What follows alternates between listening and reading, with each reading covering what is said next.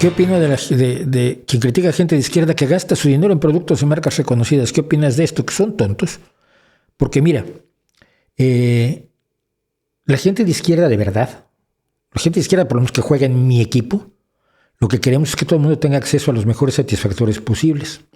Es decir, yo no quiero que no haya ricos, yo lo que quiero es que no haya pobres.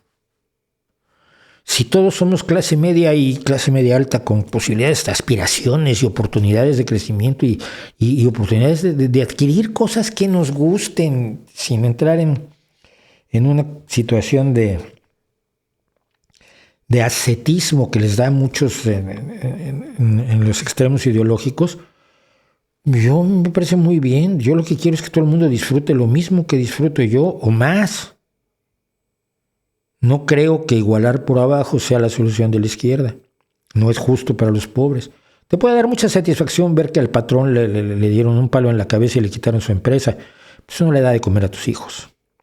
Y lo que yo quiero es que todos, los hijos de todos, coman y coman bien. Y vayan a buenas escuelas y tengan una casa decente y tengan buena atención médica y tengan, sobre todo, la oportunidad de soñar y de hacer realidad sus sueños. Para mí eso es la izquierda. Lo otro es hacerle al monje cartujo disfrazado de rojo.